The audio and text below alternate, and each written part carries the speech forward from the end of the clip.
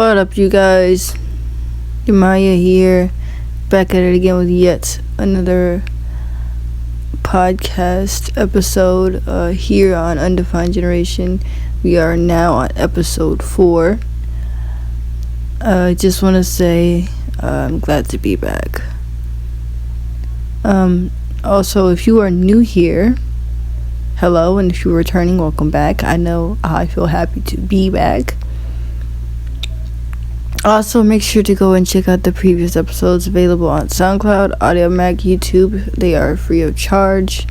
Not only that, I have a book called Iron Cross Academy that I've been working on for 2 years, and I've finally published the first chapter, and it is now available exclusively on Wattpad.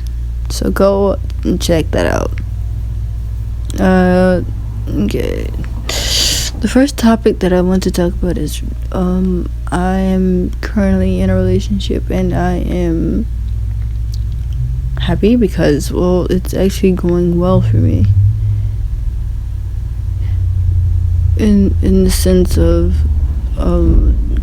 communication wise, because I think in the past relationships, communication was really morbid between me and my significant other, so we weren't really communicating. So I just want to take this time and give advice and say that communication is truly key. If you don't have communication, you don't have trust, and if you don't have trust, then there's no point of you making each other miserable. And you have to have communication, and that's a lot coming from me. But yeah, that's what I wanted to say.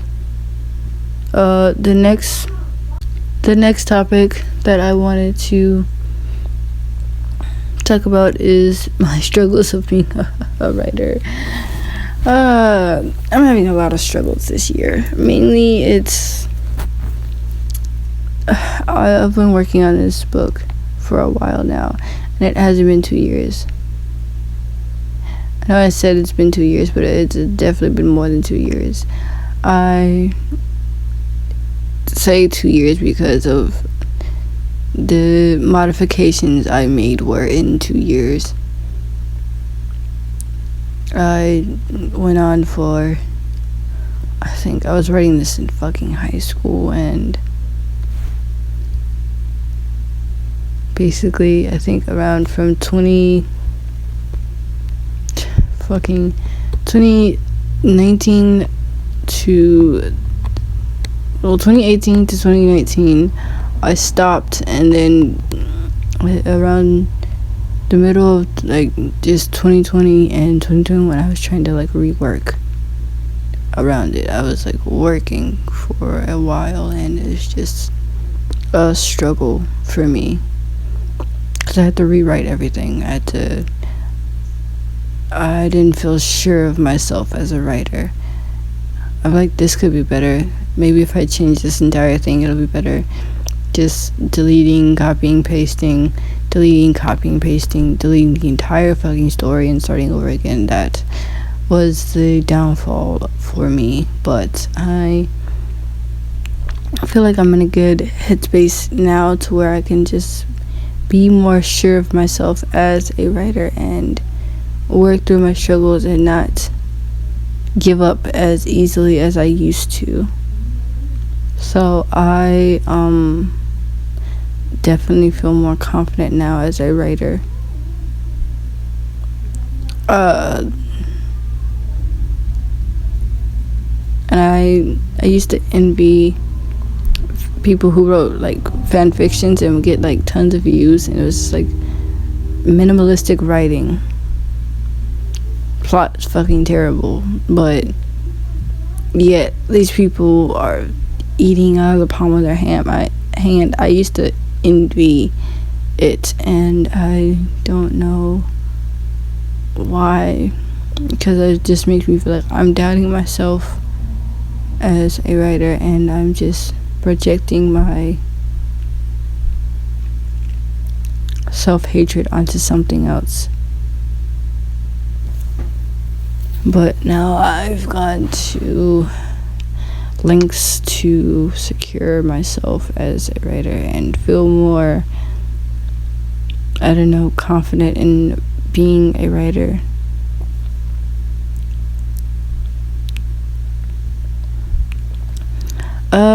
Another thing I want to talk about is being a small YouTuber. And I don't mean like 100k views. That's not small. Despite what these people might have you thinking. Small, I mean like 100, under like, I would say under 200, like, no, I would say under 100 subs, or anyone under like 100k is considered small. If you have like 1k, 2k, all that, you are not small. You are somewhat there and secured. People like me who have 109 and the views and likes don't match the view count, or you have to struggle and certain videos don't get views and little ideas you had go to waste because you're worried that it will just fail. So that's what I mean when I say small. I don't know, maybe it shouldn't bother me because I'll take a page out of Alex Wasabi's book, and I kind of get what he said in that video. He was doing some type of videos like, do all YouTubers think the same? I think that's what it was. And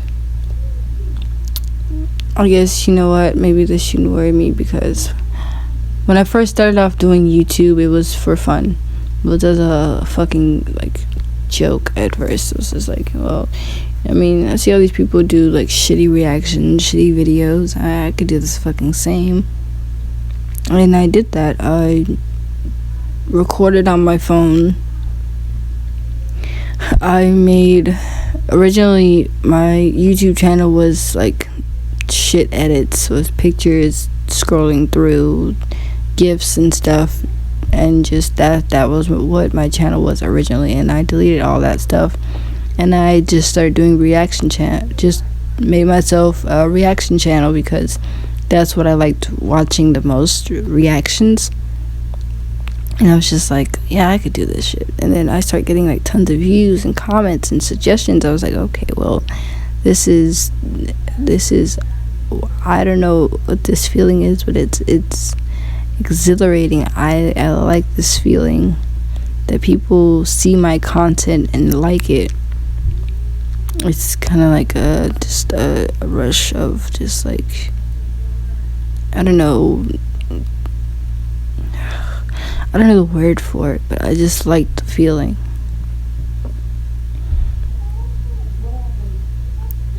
But when you have the amount of subscribers I have and still struggle to pull the views that match up to the subscribers, you question yourself. And this is another thing I probably have to secure myself and secure my feelings and not hate myself or second guess my ideas when it comes to my YouTube channel and my YouTube space. I should doubt myself as much as I do, but it's another thing I can get over.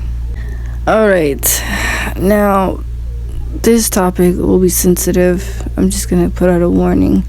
I'm not gonna censor myself for anyone, so if you don't like anything I said, you can click off.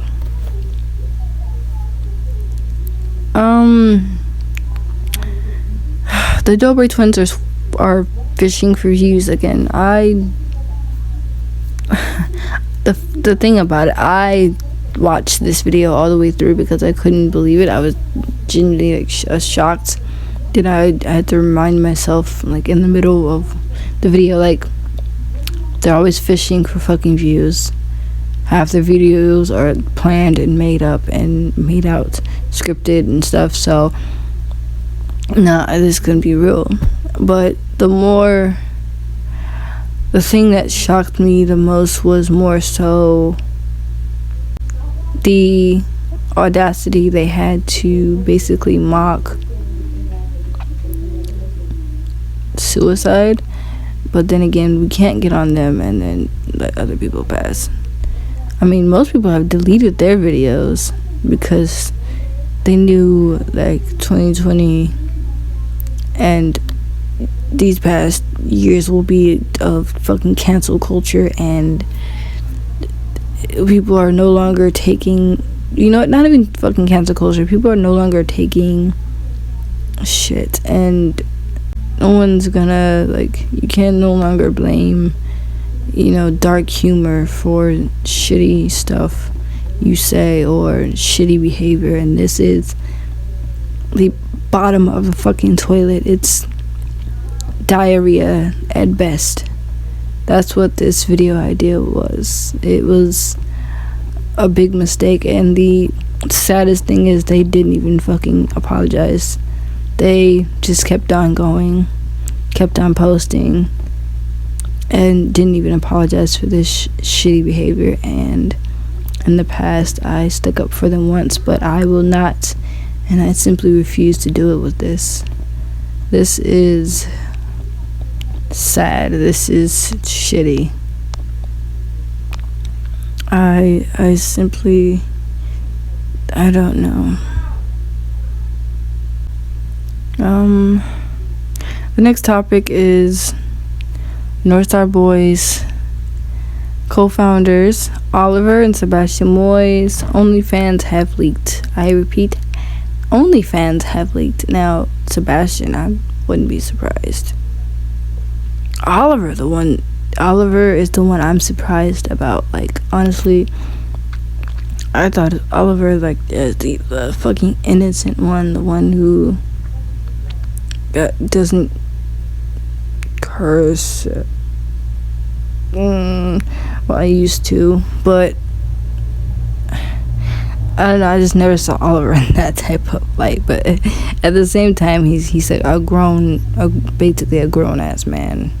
Him and Sebastian are like grown-ass men, and they can do what they want. I was just generally shocked when I saw this TikTok video saying that they deserved apologies. I found myself going through the comments, searching it up on the internet, going through Twitter, and going down a giant rabbit hole of photos and a few videos, and I could not believe my eyes. I mean, all the jokes that, the boys kept making about, Oliver having a very huge is very much true. Wow. I never thought those words would come out of my mouth.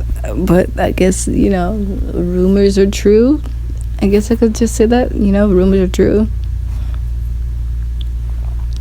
But yeah, like, people wouldn't take it this far. Like, he's grown.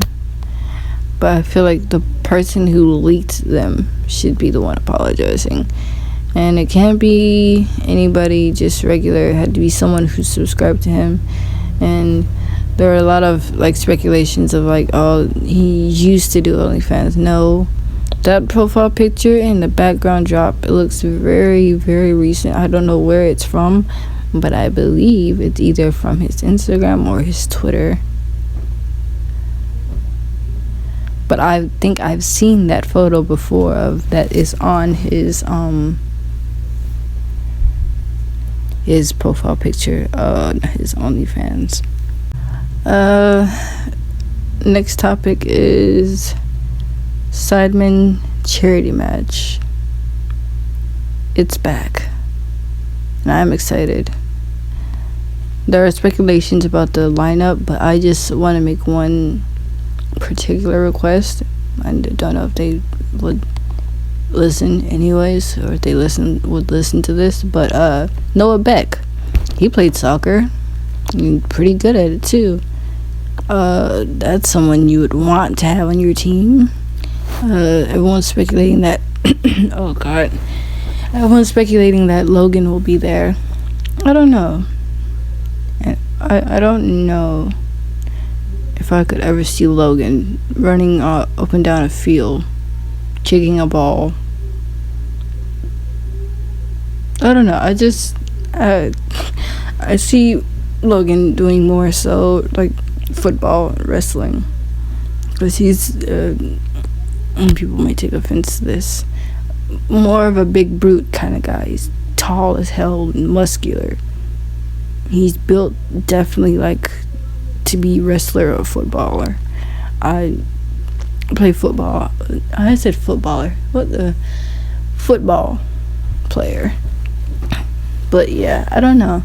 I guess you have to show me. But last time they had, rice gum on the field, and that was that was a trip. But yeah, the charity matches, I'm not sure if this is the correct date. I did research, and this is the date that was showed. September 24th, 2022. Set your date on your calendars, mark it, cross it, write in red. It's here, and I am so excited. Like, I think we begged for a new one, 2021 and 2020, but those the years of like fucking COVID just was the fucking worst. Nowadays it's not that bad. But yeah, that's the end of my podcast, you guys. Stay tuned for the next episode, and I'll see you when I see you. Peace.